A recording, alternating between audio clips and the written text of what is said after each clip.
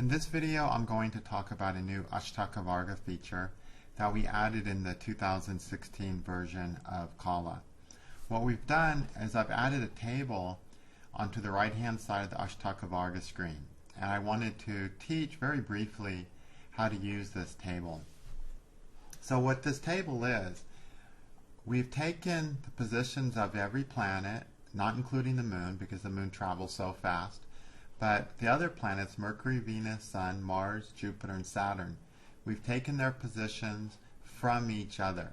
So for instance, up here it says 11th. That means Mercury's in the 11th from itself.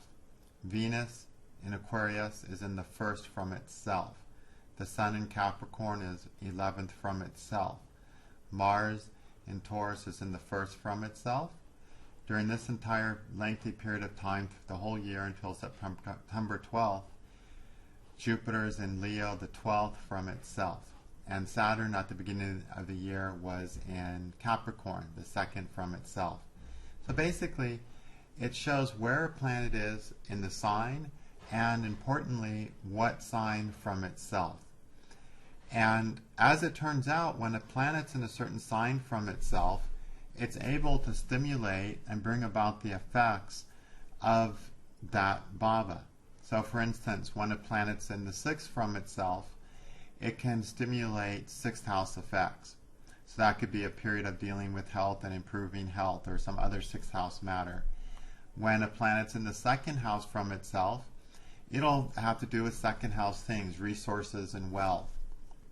So what we look for in this table is we try to find times where 3, 4, or more planets are all in the same house from themselves. At that point, there's a lot of activity revolving around that house. And Sun, Mercury, and Venus, because they kind of travel in a pack, they're very often at the same time going to be in the same house from themselves with some crossover. So for instance, if we look here, Mercury from February 23rd to March 11th is in the 2nd from itself. Venus from January 28th to February 22nd was in the 2nd from itself. They just missed each other. However, you can see that here, February 5th through February 23rd, Mercury was in the 1st from itself, and during the very end of that window, the Sun was in the 1st of itself between February 18th and March 20th. So you can just kind of see where these windows overlap with the houses. Not quite a 2nd house overlap, but here we have a 1st house overlap. So you're going to find that pretty common between Mercury, Venus, Sun. Always, usually 2 of them are going to be in the same houses from each other at any given time, from themselves at any given time. That's not going to be enough to do much. When all 3 of them are in houses from each other, from themselves at the same time, that can stimulate something. But really, to really make something that you want to make a big prediction about, try to find it when Mars, Jupiter, and Saturn are also in that same house from themselves. So try to get 3 or 4 with one of them being Mars, Jupiter, and Saturn. And those tend to be more important events. But even if you just get all 3 of Mercury, Venus, and Sun all in the same house from themselves at the same time, you can start making some predictions with that. And with this tool, you're not going to predict a lot of things. You're not going to predict every little detail of a person's life. But when you see those things line up, that's one prediction that you can make for that person. I used to write this table out by hand with every chart I did. And whenever I saw that a bunch of planets were lining up, I would always make a prediction about that house. Without the dashes, without anything, I'd say, okay, you're going to have something in this house at this time. For instance, in this case, from August 19th to September 10th, Mercury is in the 7th from himself. Venus is in the 7th from itself during part of that window. Then Sun's in the 7th from itself. So we have 3 planets, Sun, Mercury, and Venus, in the 7th from themselves. Now this happens more often with Mercury, Venus, and Sun than any other 3 planets. So it's not as powerful, like I said, if we had Mars, Jupiter, and Saturn there. But it's still an unusual thing that warrants our attention. So based on this, we can say, okay, you're going to have a relationship-centered event during this window. Then we can say, how fulfilling or disappointing might that event be? And then we want to look at the bindus. And we see that Mercury, Venus, and Sun all have 4 bindus, which is an average amount. So it's a decent amount, not unusually beneficial, but not harmful. 4 is average. Above 4 is greater than average, and below 4 is less than average level of fulfillment. That's how the Ashtakavarga scoring works, okay? So, as it turns out, this person, during this window, fell in love for the first time in a long time. So we can see, okay, you're going to have some relationship event of some significance in this window. So it's a real easy way to see and pick out an event. Okay? It's not going to, like I said, you're not going to use this technique to predict every event. Every event that happens is not going to be shown by this technique. It's just a technique that can show some of the events that happen without a lot of work, meaning it's an easy thing to do. Okay? Now, this is a transit technique. We're dealing with transits. And transits are supportive of dashas for the most part, which means they help activate what dashas are indicating to the degree that dashas allow it.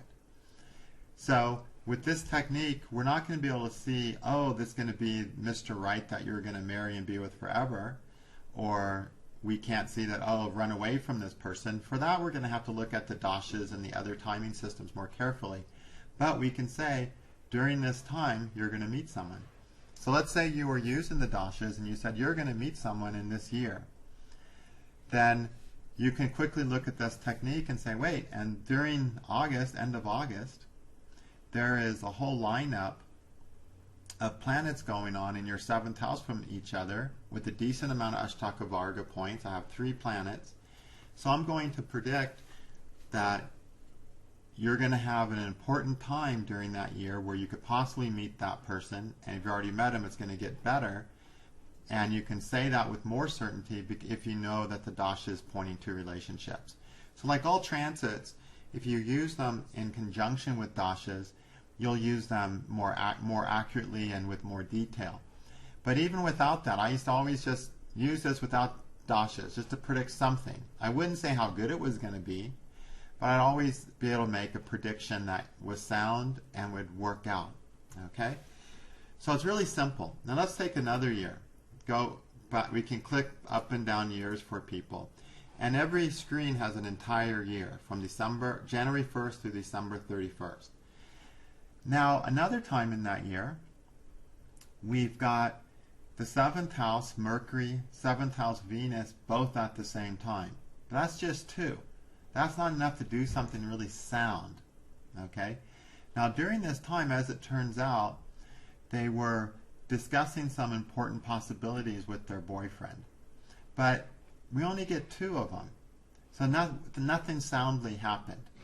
You know, it was like a discussion that didn't go anywhere. Enough to bring it to their attention, but we need at least 3 planets, preferably 4, with one of them being Mars, Jupiter, or Saturn, to really make something, significant. Okay? Then a little later than that, they had 2 9th house things at the same time. Here at the, around mid-September, they had 2 9th house things, 1 7th house thing, and that's it. But again, this 7th house thing coincides with this 7th house, but this one's at a different time. So we don't have 3 of them, we only have 2. And then again, we got these 9th house things. Well, 9th house is a big thing to look at in the context of relationships, because that's the house where, that's the marriage house, actually. That's the house of taking the vows. Well, as it turned out, the discussion there happening around this time was about possibly getting married and stuff. But again, we only had 2. So we can't predict anything solid. As it turns out, nothing important happened. But it came up in conversation between these people, and they thought about it, and they entertained the idea of getting married. And they got, earlier when the 7th house was getting clicked off, they entertained doing some more important partnership activities. But with only 2 things, nothing came of it. So we wouldn't have wanted to predict that event. So you always want to find like 3, preferably 4 planets to trigger an event. Okay? Now when you use this chart, you can also select any year by just clicking on this year button, or you can go up, down with the arrows. I'm going to show one more example. So this is Angelina Jolie's chart. And her chart's sort of unique right now in that Mercury, Venus, Sun are traveling in a really tight pack. So lots of times they're a little spread out. And by tight pack, I mean a tight pack in reference to her placements of Mercury, Sun, Venus, where they're consistently falling in the same place from themselves. So we see a 4th, 4th, 4th, 3 4th house ones, 5th, 5th, 5th, 6, 6, 6, and so on. Okay? So let's just kind of look at this in the context of the drama happening in her life right now, with her having to deal with, separating from Brad Pitt, and of course, trying to decide what's going on with the children. And if we look at this 5th house transit she had in October-ish, September-ish, okay? We had Sun in the 5th, Venus in the 5th, and Sun in the 5th, Venus in the 5th, and Mercury in the 5th from itself, all at the same time. And look at the bindus. 6 bindus for Mercury, 6 bindus or points for Venus, which is a high number, 4 is the average, and average bindus for the Sun. So overall, that's a lot of powerful stuff on the 5th house. So of course, it's no surprise she was able to be the one who got her hands on the kids. With all this 5th house stuff, it's easy to see, okay, you're going to be secure with your children during this time period. Okay? And of course, she got the jump on Brad in the separation stuff to get custody of the children for this time. After that, she gets 6th house bindus. 3 Sun, all these planets in 6th house bindus. Well, one of the things the 6th house is, it's the loss of your spouse. It's the house of divorce and getting rid of a partner. Okay? So she's managed to keep pushing him out of her life. She hasn't tolerated any, any possibilities of reconciliation. She's been pushing him out through her life. We have all these planets lining in the 6th. And right now, here around Thanksgiving time of 2016, we've got 7th, 7th, 7th, 7th. This is the big one. We've got 4 planets all in the 7th from themselves. Now, Jupiter is getting 5 points from itself. Sun is giving 5 points from itself. Those are above average. But then we've got Mercury and Venus at 2 points below average. But we still get 4 planets in the 7th house from each other, which means during this time, Angelina is going to be focused and concentrating on partnerships, on relationship stuff. And it's not all bad, because we got 2 planets giving 5 points. But some of it's disappointing. So this makes me think that Angelina, during this time, is going to strengthen involvement with somebody or begin an involvement with somebody. We can't predict whether it's a beginning or a strengthening just from this technique. But what we can predict is partnership stuff is getting focalized for her right now. Okay, so I have a suspicion that I would have to confirm by looking at her dashas and stuff that she's going to be involving herself with someone during these 7th house transits that are happening at this time. And it'll be an okay involvement, but not a perfect involvement, because Mercury and Venus are suffering some low points. Okay? And I don't think this is just having problems with Brad Pitt, because we have Sun and Jupiter having some good points. So that's a nice relationship thing. That's feeling purposeful in a relationship, identifying with the relationship. But romantically, and with Venus at 2 points and Mercury at 2 points, being able to associate with each other is all going to be less desirable, less than desired.